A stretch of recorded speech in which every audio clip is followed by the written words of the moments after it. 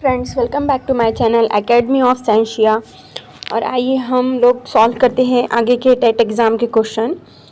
हमारे 50 क्वेश्चंस हो चुके थे। 50 के आगे हम देखते हैं। तो क्वेश्चन नंबर है 50। स्टेटमेंट दिया गया है और क्या दिया गया है, कोर्स ऑफ एक्शंस दिया है। तो स्टेटमेंट्स के हिसाब से कोर्स ऑफ एक्शंस करेक्ट है, कौन से या कौन से नहीं है ये देखना है। तो पहले हम मराठी में पढ़ लेते हैं। विधान: मुले पूर्वीपेक्षा अधिक जंक फूड खाता है त्यांच्या आरोग्याला त्रास होता है। यानी कि छोटे बच्चे जो है वो पहले से ज़्यादा जंक फूड्स क्या कर रहे हैं, खा रहे हैं, जिसकी वजह से उनके आरोग्य यानी सेहत को क्या हो रहा है, नुकसान हो रहा है, त्रास हो रहा है। अब कृतीचा कोर्स क्या है, इसके जो कंक्लूजन्स है, कोर्स ऑफ एक्शंस: जंक फूडवर अतिरिक्त कर लावून महाग करा। यानी कि जंक फूड पे क्या है, टैक्स लगा दो और उसको क्या कर दो, महंगा कर दो। और नेक्स्ट वन क्या है, सेकंड वाला, शाळामध्ये आणि आसपास जंक फूडची विक्री बंद कर दो। यानी कि स्कूल के आसपास जंक फूड्स ना बेचे जाए, ऐसी पाबंदी लगा दी जाए। तो ये दोनों भी काम हम कर सकते हैं क्या, this two works are possible और नॉट पॉसिबल। सो हे तर करेक्ट आहे, पर त्यांचे कोर्स ऑफ स्टेटमेंट करेक्ट दिलेले आहे का, नाही। सो हमारा जो आंसर है वो क्या है, neither first nor second follows. Question number 51 देखिए। Good evaluation of written material should be, good evaluation of written material should not be based on, यानी लेखी साहित्याचे चांगले मूल्यांकन यावर आधारित नसावे म्हणा बोला गया है, नॉट बोला गया है। क्या बोला गया है, नॉट बोला गया है। और हमारे पास ऑप्शंस है, लिंग्विस्टिक एक्सप्रेशन यानी कि भाषिक अभिव्यक्ति, लॉजिकल प्रेजेंटेशन यानी कि तार्किक सादीकरण, and ability to reproduce whatever is read, यानी कि जो भी हम पढ़ रहे हैं उसको रिप्रोड्यूस करने की एबिलिटी। और उसके बाद हमारे पास नेक्स्ट वन ऑप्शन है, विषयाचे आकलन, कंपैरिजन ऑफ अ सब्जेक्ट। तो नॉट बोला गया है, तो comparison of subject is a correct, logical presentation is a correct, linguistic expression is a correct, क्योंकि रिटर्न मटेरियल के बारे में हम क्या कर रहे हैं, आंसर ढूंढ रहे हैं। तो रिटर्न में लैंग्वेज आएगी, लॉजिक रिप्रेजेंटेशन भी आएगा, कंपेयर जो सब्जेक्ट पे हम लिख रहे हैं उसका कंप्रहेंशन, विषय से आकलन भी आएगा। तो ability to reproduce whatever is read, क्योंकि यहाँ पे रिटर्न बोला गया है तो रीड का कुछ भी ऑप्शन है क्या, नो। इस वजह से ये क्या है, रॉन्ग है। और उन्हें हमको क्या पूछा, रॉन्ग बताने के लिए बोला। इस वजह से हमारा जो ऑप्शन है वो option number c is a correct, option number c is a correct. Next question की तरफ आइए। Fill in the blank the correct article, the more they get more they want, यानी कि मोर दे वांट, यानी कि वो ज़्यादा दे रहे हैं तो उन्हें ज़्यादा चाहिए। तो क्या है आर्टिकल यहाँ पे, द मोर दे गेट है, द मोर दे गेट। तो सी यहाँ पे भी क्या आएगा, दो आएगा। क्या आएगा, दो आएगा। मोर का मोर है, दे का दे है, ये तो गेट हमारा क्या है, सिर्फ मीनिंग चेंज कर रहा है। सो यहाँ पे भी क्या आएगा, यहाँ दो है तो यहाँ पे भी दो आएगा। सो the correct answer is the दो। उसके बाद नेक्स्ट हमारा क्वेश्चन है, find the odd one out from the given alternatives. तो हमारे पास चार ऑप्शंस की जोड़ियाँ दी हुई है और उसमें से हमको क्या करना है, ऑड ढूंढना है, यानी जो सबसे अलग है। कैसा है, सबसे अलग है। तो वाइट का डर्टी बता रहा है, वाइट का डर्टी यानी कि सफ़ेद और गंदा। इजी का डिफ़िकल्ट बता रहा है, आसान और मुश्किल, आसान और मुश्किल। तो ये ब्राइव का कोवर्ड बता रहा है, यानी कि बहादुर और बुज़दिल, यानी कि यहाँ पे जो वर्ड्स हमको दिए गए हैं वो एक दूसरे के अपोजिट है। क्या है, अपोजिट है। तो इजी का डिफ़िकल्ट राइट है, ब्राइव का कॉर्ड राइट है, इंड का बिगिनिंग यानी कि शुरू करना और ख़त्म करना ये भी राइट है। तो रॉन्ग कौन सा हुआ, वाइट का डर्टी, क्योंकि अगर वाइट है तो वाइट का अपोजिट क्या होना चाहिए था, ब्लैक होना चाहिए था। So the correct answer, our correct answer is a white dirty. Okay, next हमारा क्वेश्चन है, project tiger was launched in the year, कब किया गया लॉन्च प्रोजेक्ट टाइगर। तो इसका हमें आंसर याद ही रखना पड़ेगा, यहाँ पे कोई लॉजिक नहीं है, ये रिमेंबर का क्वेश्चन है। तो 1973 याद रखिए।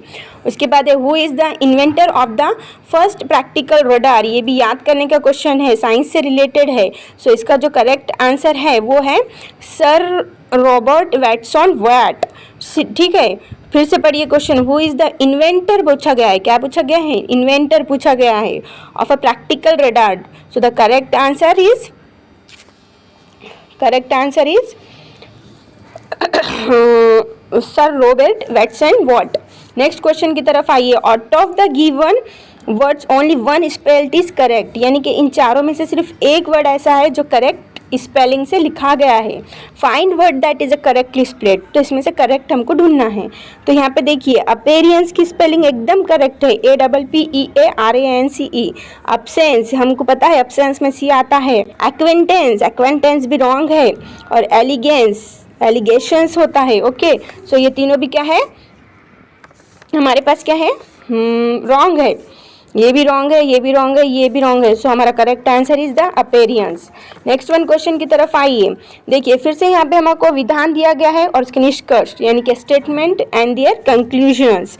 तो पढ़िए क्या है विधान, क्या है? देशातील सव्वीस सेवी संस्थांना राजकीय पक्षांना माहिती अधिकाराच्या कक्षेत आणायच्या आहे। यानी कि देशातील सव्वीस सेवी संस्था यानी जो प्राइवेट संस्थान होते हैं, तो राजकीय पक्ष को क्या करना है राजकीय पक्षांना माहिती अधिकाराच्या कक्षेत आणायचं आहे।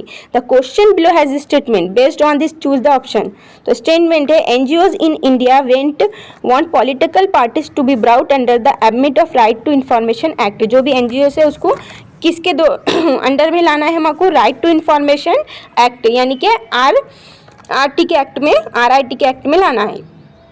तो अब हम इसको लाएंगे कैसा? तो यहाँ पे कंक्लूजन दिए गए हैं हमारे पास। कंक्लूजन्स क्या है कि NGOs don't like political parties, NGOs को पॉलिटिकल पार्टी पसंद नहीं है। तो यहाँ पे स्टेटमेंट में ऐसा कुछ भी है क्या कि फिर पॉलिटिकल पार्टी से एनजीओज नफरत करते हैं, हेट करते हैं? No, so it is a wrong. Political parties have a much to hide, यानी कि राजकीय पक्षांकडे लपण्यासारखे खूप काही असते। यानी कि जो राजकीय पक्ष होते हैं उनके पास ऐसी बहुत सी चीज़ें होती है, बातें होती है जो उन्हें छुपाने की ज़रूरत होती है। तो हमारे पास आंसर देखिए, neither first nor second follows, यानी कि दोनों ही गलत है। अब क्यों गलत है कि यहाँ पे स्टेटमेंट क्या दिया गया था कि पॉलिटिकल पार्टीज़ को RIT के एक्ट में हमको लाना है। तो यहाँ पे हमको एक्ट में कैसा लाना है ये सोचना चाहिए था, लेकिन यहाँ पे कुछ और ही बता रहा है कि भाई एनजीओज पार्टीज पॉलिटिकल पार्टीज से क्या करते हैं, हेड करते हैं, या पॉलिटिकल पार्टीज़ के पास बहुत कुछ ऐसी बातें जो छुपा सकते हैं। तो ये RIT एक्ट से कुछ रिलेटेड है क्या? नो, सो इसलिए नेदर वन नॉर सेकंड।